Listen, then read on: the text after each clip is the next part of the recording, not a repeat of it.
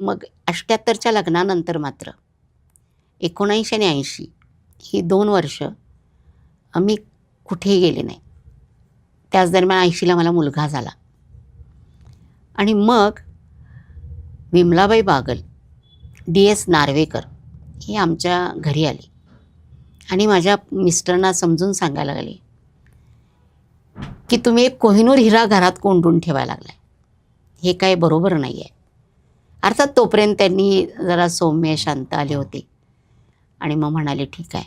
मग त्याच्यानंतर मी पहिलं अधिवेशन केलं ते पंढरपूरचं शेतकरी कामगार पक्षाचं आणि त्या दरम्यान 81च्या दरम्यान दिबा पाटलांना हार्ट अटॅक आला आणि त्यांना विश्रांतीसाठी पन्हाळ्यावरती आणलं होतं. मग त्यांच्या सकाळच्या नाश्त्यापासून ते दुपारच्या जेवणापर्यंत जे पथ्य पाणी असतं ते त्यांची गाडी यायची आणि मी त्यांना द्यायची. असंच आम्ही दुपारचं त्यांना नाश्ता घेऊन मी स्वतःच गेले होते आणि मग ते पनवेलचे उरणचे भागातले 12 गावचे लोक तिथं आले होते.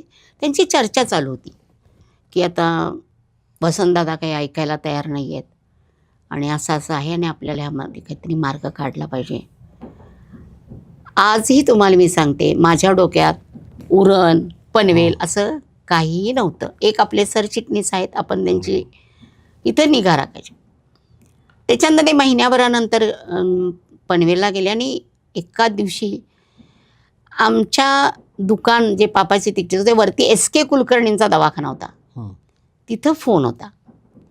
तेव्हा त्यांनी तो तिथून फोन लावला आमच्या वडिलांना आणि म्हणाले की भारतीला सांगा की 2 तारखेला एक शेतकऱ्यांची परिषद आहे आणि त्यामध्ये तिला बोलायचं आहे. दादा ठीक आहे म्हटले. मग मला बोलवलं. दादांना म्हटलं दादा तुम्ही मला ठीक आहे म्हटलं, पण माझा स्वाभिमान आता आमचा पगार 210 रुपये, घरभाडं जाते 80 रुपये, दुधाचे जातात 20 रुपये, पैसे उरतात कुठं. ॲक्च्युली खरंच माझ्या वडिलांच्या डोळ्यात त्यावेळेला पाणी आलं. पण मग त्यांनी आपल्याकडचे एक 100 रुपये काढले. जायचं तिकीट माझं जाऊन स्टँडवर मला बसवलं. माझ्या मिस्टरना सांगितलं तिला जाऊ द्या म्हणून. बघा हे आंदोलन काय आहे, ह्याची पार्श्वभूमी काय आहे, हे फक्त मी पन्हाळ्यावर ऐकलं होतं. त्या व्यासपीठावरती दिबा पाटलांसारखा एक मोठा माणूस आणि समोर एक 20,000 लोक, म्हणजे त्याच्यामध्ये त्या कोळी बायका त्या वाजवत वगैरे येणाऱ्या सगळ्या अशा होत्या. आणि मला त्यांनी आता आपल्या पुढं सौभाग्यवती भारती पवार बोलतील म्हणून जाहीर केलं. आणि ते भाषण जे माझं झालं त्या भाषणानंतर दिबा पाटलांनी मला ते 2 वर्ष कोल्हापुरात थांबू दिलं नाही. दर महिन्याला जायचं, 4 गावच्या सभा घ्यायच्या आणि अतिशय अडेल तट्टू ज्यांची भूमिका म्हणता येईल. कदाचित या सगळ्याचा काही जणांना रागही येऊ शकतो, पण वसंतदादा पाटलांची भूमिका होती. त्याच्या आधीचं एक आंदोलन होतं, ते सरकारी कामगारांना केंद्राप्रमाणे पैसे मिळाले पाहिजे. हे केंद्र ज्याप्रमाणे पगार देतं त्याप्रमाणे राज्य सरकारी कर्मचाऱ्यांचं पाहिजे. आणि माझे मिस्टरच 3 महिने जेलमध्ये होते तेव्हा. कशासाठी? सरकारी आंदोलन 52 दिवसाचं चाललं बघा, ज्याचं टाऊन हॉलमध्ये त्याचा संपूर्ण कार्यक्रम असायचा. आणि माझे काका पण सरकारी कर्मचारी होते. त्यावेळेला सुद्धा आम्ही खूप त्या आंदोलनासाठी प्रयत्न केले होते. उरणच्या आंदोलनाच्या वेळेला सुद्धा वसंतदादाच मुख्यमंत्री होते. आणि दिबा पाटील म्हणाले हा माणूस काही ऐकणार नाही, आपल्याला वेगळ्या पद्धतीनं जावं लागेल. आणि मला 13 जानेवारी 1984ला भोगी होती आपल्याकडं, भोगी संक्रांत आणि किंक्रांत. त्या दिवशी फोन आला आणि मला अहो म्हटलं साहेब उद्या संक्रांत आहे की. ज्यांनी डावा विचार मांडला आहे त्यांना संक्रांत भोगी कंक्रांत असलं काय नाही आहे. मला अटक केलेली आहे, माझ्या डोक्यावरती काठी मारलेली आहे आणि मी रक्तबंबाळ अवस्थेमध्ये मला ह्याला नेलेलं आहे मुंबईला. आणि तुम्ही जशा असाल तशा या, तुम्हाला पनवेलच्या स्टँडवरती एक ॲम्ब्युलन्स न्यायला येईल, त्यातच तुमच्या कपड्यांची व्यवस्था केलेली आहे आणि तुम्हाला बाकी काही सांगत नाही. मग मी गेले, मला नर्सिंगचा वेश केला पूर्णपणे हं. आणि गळ्यात स्टेथोस्कोप वगैरे टाकला, कारण पूर्ण लष्कराच्या ताब्यात होतं उरण पनवेल भाग. मग सगळ्या ह्याच्यावर नाक्यावरनं चेक करत करत एक बाई खरोखर पोटाला ते बांधून पण बसली ती, म्हणजे तिचं मी बाळंतपण करायला निघाले म्हणून. सिनेमासारखं सगळं. अगदी. आणि त्याच्यावर आता तो सिनेमा येतोय बरं काय. मग तिथं गेल्यानंतर मग ते गेले पोलीस सगळेजण. मग सगळ्यांनी सगळं टाकलं आणि म्हणले बोला काय करायचं आता. उद्या सकाळी 15 तारखेला सकाळी 10 वाजता आपल्या जमिनी ताब्यात घेणार आहेत. म्हटलं आपल्याकडे 2च दिवस आहेत, 13 आणि 14. आम्ही रात्री 12 वाजता बाहेर पडायचं. पाय तुडवत तुडवत, म्हणजे ती माशाची तिकडे तळी होती ती पोटी आणि ती मिठागरं, त्यातून मार्ग काढत काढत ती 10-12 गावं जी होती नावाशेवा बंदरा, आता 2 गावं गेली पण 10 गावं आजही आहेत. आणि मलाही भीती वाटत होती की आता दिभा पाटील नाही आहेत, तेव्हा अलिबागचे दत्ता पाटील नाही आहेत, हे सगळे अटकेत आहेत. तिथले तेव्हाचे आमदार दत्तूशेठ पाटील नाही आहेत. पण मी सगळ्यांना सांगायची मी आहे, तुम्ही काळजी करायची नाही. आणि सकाळी जेव्हा आम्ही 9 वाजता तो जासईचा फाटा म्हणून आहे, त्या जासई फाट्यावरती जमायचं ठरलं होतं.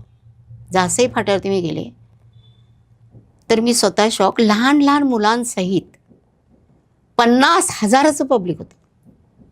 सगळ्या गावाची घराला कुलपं घालून रस्त्यावरती माणसं होती, आपापल्या जमिनीवरती बसलेले. एक ट्रॅक्टर होता, त्या ट्रॅक्टरवरती मॅगाव हे असायचं बघा स्पीकर, आपण हातात घेऊन ओरडायचं तो. त्याच्यावर आम्ही जोरदार घोषणा देत होतो, जमीन आहे आमच्या हक्काची, नाही कुणाच्या बापाची, देणार नाही देणार नाही, आमची जमीन देणार नाही. ते समोरून सांगत होते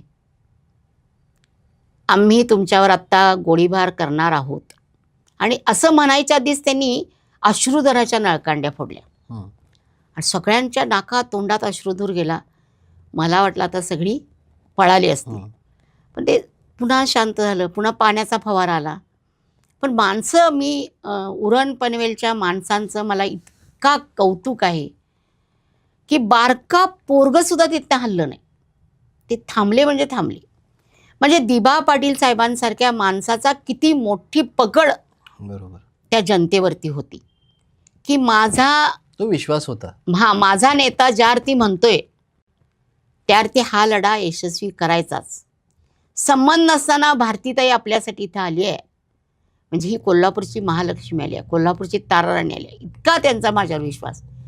आणि मी असं दमामी साहेबांच्याकडे बघितलं आणि गोळी आली.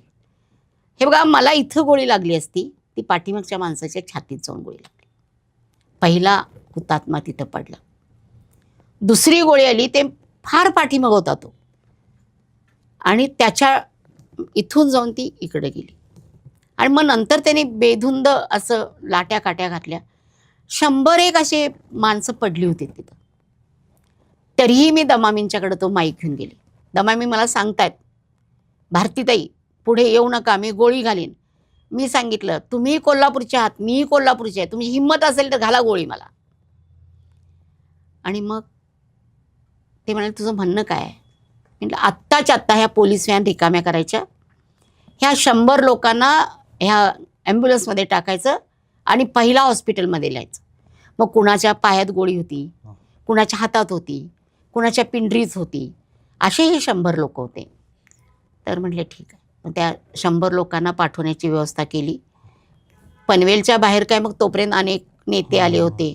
गोळीबाराची बातमी रेडिओवरून कळाली होती सगळ्यांना, आणि त्या सगळ्यांना पुण्याला नेलं. तिथून मी चालत पनवेलपर्यंत आले. हा मोठा तसा गॅप आहे, जवळपास 25 किलोमीटर आहे. रात्री मी 10 वाजता दिभा पाटीलांच्या घरी पोचले. आधी मी त्यांच्यात एक तांब्या भरून पाणी पिलं. म्हणजे बघा, 14ला मी जेवले नव्हते आणि 15लाही मी जेवले नव्हते. जे काय असेल ते फक्त चहा होता. आणि 16चा हा रणसंग्राम. आणि पुन्हा 17ला सकाळी तिथं हा झाला जासई समोरचा, आणि त्याच्यानंतर होता तो पागोट्याला, म्हणजे तिथं त्या रेल्वे रुळावरती ते आंदोलन होतं. त्यामुळे 16 तारखेला सकाळी मी तिथं पोहोचेपर्यंत अतिशय मला वाईट वाटतं की आमच्यातल्या 3 लोकांना, एक बाप, एक मुलगा आणि एक कार्यकर्ता, तिघांना पोलिसांनी काट्याने तुडवून मारले. जोपर्यंत मी तिथं पोहोचले तेव्हा ते त्या छोटे रूळ होते पूर्वीचे, त्या रुळावरती ते अक्षरशः रक्तबंबाळ अवस्थेमध्ये पडले होते. मी त्या तिघांना जवळ घेतलं. त्यांच्या घरातले सगळे रडत होते, हे होते. त्या सगळ्यांच्या प्रत्येकाच्या घरात जाऊन सांगितलं कोण जखमी आहे, कोण काय आहे, आपण काय करू शकतो. प्रत्येक गाव फिरलो मी त्या काळात सुद्धा. आणि हे लोक तिकडं होते, लष्कराचा वेढा होता आणि त्यामुळे घरातल्याला माहीत नव्हतं. कोण म्हणते माझा नामदेव कसा आहे भारती, कोण म्हणते माझ्या रामचंद्राला काय झालंय. एका बाईचा तर हा नामदेव म्हणून जो मुलगा आहे गव्हाण फाट्याचा, तर त्याला ॲक्च्युअल गोळी होती ना ती इथून अशी गेली होती, पण हा खांदा त्याचा आणि पाय असं दोन्ही बाद झालं होतं. पण त्याच्या आईला पठायलाच करणे का तिचा तो एकुलता एक मुलगा होता. मी तिच्या डोकीवरती हात ठेवून सांगितलं की आई, मी तुम्हाला सांगतो की तुमचा मुलगा परत येणार, काहीही होणार नाही, फक्त तुमच्या ह्या ताईवर विश्वास ठेवा. मला आजही स्वाभिमान वाटतोय. त्या मुलगा जेव्हा परत आला बरा होऊन, अख्ख्या गावानं माझी खांद्यावर घेऊन त्या पोरग्यानं मला मिरवत नाही. हा मिळवलेला चळवळीतला खरा विजय आहे. कदाचित निवडणुकीमध्ये निवडून आल्यानंतर सुद्धा हा आनंद मिळणार नाही. इतका टोकाचा आनंद मी त्या काळी मिळवला. आणि तिथून परत आम्ही जायचो मुंबईला. लक्ष्मण म्हणून एक साहेबांचा कार्यकर्ता होता, त्याच्या 2 व्हीलरवर बसून आम्ही मुंबई गाठायचं आणि त्यांच्या रुग्णालयात जाऊन त्यांना ह्या सगळ्या माहिती द्यायच्या. पण बघा आश्चर्य आहे की दिभा पाटलांना असं कधी वाटलं नाही की भारती तुम्ही थकलाय का, ते असं म्हणणं नाही. चेहरा पाडायचा नाही, तुम्हाला अजून लढाई, मी इथं आहे ना, तुम्हाला लढाईच करायची, जा आणि हे करा. जानेवारीचं हे सगळं झालं 16, 17, 18, 26 जानेवारी पहिली प्रजासत्ताक. त्यांनी मला सांगितलं, राज्यपाल करतात ना आपलं झेंडावंदन, आणि तू जाऊन तिथं निषेध व्यक्त करायचा. म्हटलं साहेब माझ्यावर एक 10 तरी माणसं द्या. तर म्हणाले 10 माणसं, आता तुझ्या एवढी धाडशी आहेत का कुणी? असणार की साहेब, असं काय करायला तुम्ही? नाही, तुला म्हणाले उरणवरनं मुंबईच्या धक्क्यापर्यंत जाणारी बोट मी देतो. आणि ती पहाटे 5ला बोट निघल, ती बरोबर 6:30 पावणे 7ला तिथं पोचल. तू पब्लिकमध्ये जाऊन उभारायचंस आणि फक्त जायचं वरडत की जमीन बचाव आंदोलनाला यश मिळालंच पाहिजे. हे आंदोलन मला काय खातंय का गिळतंय मला कळालं नाही. पण राज्यपालांची अशी गाडी आली, ते सॅल्यूट स्वीकारतात आणि मी त्या पब्लिकमधनं पळत गेली. उरणच्या आंदोलनाचा विजय असो, शेतकऱ्याला न्याय मिळालाच पाहिजे, त्या पोलिसांना कळालं नाही ही बाय पोरगी आता आपल्याजवळ उभी होती, ही पळाली कुठनं. तिथून मग मला उचललं आणि मग अंधेरीच्या पोलीस स्टेशनमध्ये दिवसभर बसवलं आणि मग त्यांनी पुन्हा मला पनवेलला आणून सोडलं. हा आहे संपूर्ण उरण आंदोलनाचा इतिहास. आणि त्याच्यानंतर शरद पवार मुख्यमंत्री झाले आणि त्यांनी त्यांची ती मागणी मान्य केली की त्यावेळेला एकरी 500 रुपये सरकारनं द्यायचं मान्य केलं होतं 1971ला. हा लढा दिभा पाटलांनी लढवत, म्हणजे अनेक वेळेला दिभा पाटलांना सरकारमधून अशी निमंत्रणं यायची की तुम्हाला आम्ही करतो, तुम्ही ठरवा कसं देता येईल, काय शक्य आहे का, हे आपल्या महसूलमध्ये जमणार आहे का, आणि ही ताकद आहे का आपली, पण हे झालं पाहिजे. आणि वरून तेव्हाही त्यांना रेटा होता की हे बंदर झालं पाहिजे, कारण ती जागा नेहरूंनी सुचवली होती. त्या नावाशेवा बंदराची जागा अतिशय योग्य जागा होती. पण ते म्हणाले बरोबर आहे, हा विकास आहे माझ्या गावकऱ्यांचा, पण यासाठी तुम्ही माझ्या गावकऱ्यांच्या जर उरावर बसून करणार असाल तर हा विकास मला मान्य नाही. मी सांगतोय त्या तुम्ही मान्य करा. मला एकरी 40,000 रुपये पाहिजेत आणि तुम्ही जमिनी घ्याल पण गावं घेता कामा नयेत. ती गावं तिथंच राहिली पाहिजेत. तुमचा जेव्हा हा नावाशेवा बंदर होईल त्यावेळेला माझ्याच कितल्या कामगारांना, भूमिपुत्रांना तिथं नोकरी मिळाली पाहिजे. तुम्ही ती शिकली नसतील तर त्यांना शिकवण्याची मोहीम घेतली पाहिजे, पण एकही बाहेरचा माणूस आम्ही आत येऊन देणार नाही.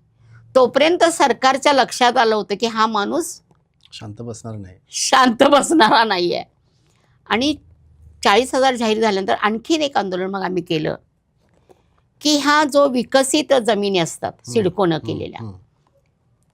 त्या जमिनीतला 12.5% वाटा हा पुन्हा ज्या शेतकऱ्याची जमीन गेली आहे त्याला मिळाला पाहिजे. तोही सरकारनं मान्य केला, म्हणजे केंद्र सरकारनेही मान्य केला आणि हाही मान्य केला. पण 12.5% जमीन देताना म्हणजे अजूनही काही लोकांना त्या जमिनी मिळालेल्या नाही आहेत 12.5%. पण आज तिथं दिभा पाटीलही नाही आहेत आणि भारती पवारही नाही आहेत. तुम्ही हा लढा यशस्वी झाला, भूमिपुत्रांना न्याय मिळाला. त्याच्यानंतर परत कधी अलीकडच्या काळामधलं उरण पनवेल आता नाही म्हणजे मागच्या वर्षी दिभा पाटलांचं विमानतळाला नाव द्यावून जे आंदोलन केलं, त्या आंदोलनामध्ये सुद्धा मी होते. कारण दिभा पाटील हे माझे गुरु आहेत. हे मला माझ्या जडणघडणीमध्ये माझं मोठं नेतृत्व आहे, म्हणून मी त्या आंदोलनामध्ये होते. पण एक गोष्ट मी तुम्हाला या निमित्तानं सांगते, आंदोलनामध्ये सत्ताधारी पक्ष जर सामील झाला तर आंदोलन यशस्वी होत नाही. त्यावेळेचं आंदोलन शेतकरी कामगार पक्षानं केलं. गावामध्ये असे बोर्ड असायचे की एकानं जरी मत काँग्रेसला दिलं तर त्याच्या घरावर बहिष्कार टाकला जायचा. म्हणजे 100% गावं शेतकरी कामगार पक्षाची. दिभा पाटलांचं नाव विमानतळाला द्यावं म्हणून जे आंदोलन केलं ते पूर्ण आंदोलन भारतीय जनता पक्षाच्या नेत्यांनी, पूर्वीच्या शेतकरी कामगार पक्षाच्या नेतृत्वाने हायजॅक केलं. आणि म्हणून त्या नाव देण्याचा जो मानस आहे तो पुरा होऊ शकला नाही. अर्थात त्यांची मुलं कधी राजकारणात आली नाहीत आणि त्यांनी आपल्या कुटुंबाला या सगळ्यापासून लांब ठेवलं. म्हणजे त्यांना असं वाटायचं की नाही, मी म्हणजे माझ्यानंतर माझा मुलगा ही संस्कार आमच्या त्या शेतकरी कामगार पक्षात कुणावरच नव्हते. तर ते म्हणजे नाही. दिभा पाटलांची या सगळ्या भूमिपुत्रांना जेव्हा प्रचंड पैसा, जो आज त्या भागामध्ये जे सगळे लक्षाधीश, कोट्याधीश, प्रत्येकाकडं 5-5 कोटीच्या गाड्या दिसत आहेत, ही सगळी माणसं माझ्या पुढं मात्र नतमस्तक आहेत, आजही आहेत. म्हणजे त्यांना माझं कौतुक आहे. आणि बाबा माझा काही संबंध नसताना, मग माझी जमीन जाणार नव्हती, मला काही तिथं निवडणूक लढवायची नव्हती, तरीसुद्धा मी हे केलं. त्यांना अप्रूप आहे, आदर आहे, सगळं आहे. प्रश्न जेव्हा दिभा पाटलांच्याही लक्षात आलं की इथं आता प्रचंड पैसा आला आणि सगळे बिअर बार्स, डान्स बार तिथं फार मोठ्या प्रमाणात झाले, त्यावेळेला त्यांनी ते आर पाटलांना विनंती केली की हे आता तुम्हीच ह्याला बंदी आणा. आणि ती पहिली बंदी आबांनी आणली दिभा पाटलांच्या इच्छेखातर. मला वाटते 2009लाच ती, तेव्हा ते गृहमंत्री होते. त्याच्यानंतर दिभा पाटलांच्या असं लक्षात आलं, आपण जो कायदा केलेला आहे की 12.5% जमिनी ह्या रस्त्यामध्ये वगैरे गेल्या जे शेतकऱ्यांच्या, त्यांना तिथंच विस्थापित केलं पाहिजे, म्हणजे प्रस्थापित ठेवलं पाहिजे, पुनर्वसन केलं पाहिजे आणि विकासाचा वाटा त्यांच्या घरात पोहोचला पाहिजे. मनमोहन सिंग सरकार होतं 2012पर्यंत. 2009 ते 2011 त्यांनी तो जमीन अधिग्रहण कायदा, हा बऱ्याच लोकांना माहीत नाही आहे, आणि त्याचे संपूर्ण ड्राफ्टिंग ही दिभा पाटील साहेबांनी केली वयाच्या 79व्या वर्षी,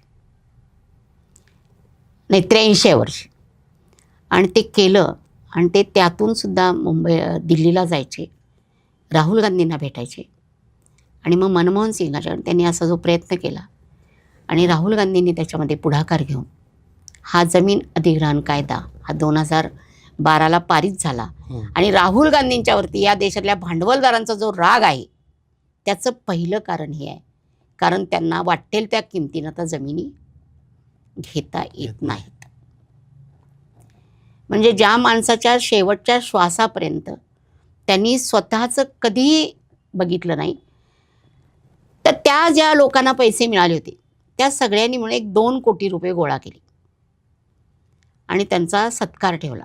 आणि ते 2 कोटीचा चेक, साहेब तुम्ही आमच्यासाठी, साहेबांच्या पुढे जाऊन असं बोलण्याची हिंमत नव्हती कुणाची.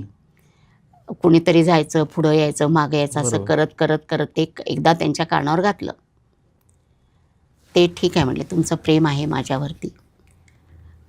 मला वाटते पनवेलमध्ये दिभा पाटील नावाने एक कॉलेज आहे सध्या, तिथं तुम्ही या म्हणाले. आणि मग ते पैसे तिथं घेतले. त्या शाळेच्या संस्थापकांना कॉलेजच्या बोलवलं, स्वतःच 100 रुपयाचा स्टॅम्प घेऊन आले. ते त्या संस्थापकांच्याकडनं त्याच्यावर लिहून घेतलं, हे जे पैसे मी आज या कॉलेजला दान करत आहे, या कॉलेजमध्ये कधीही डोनेशन स्वीकारलं जाणार नाही.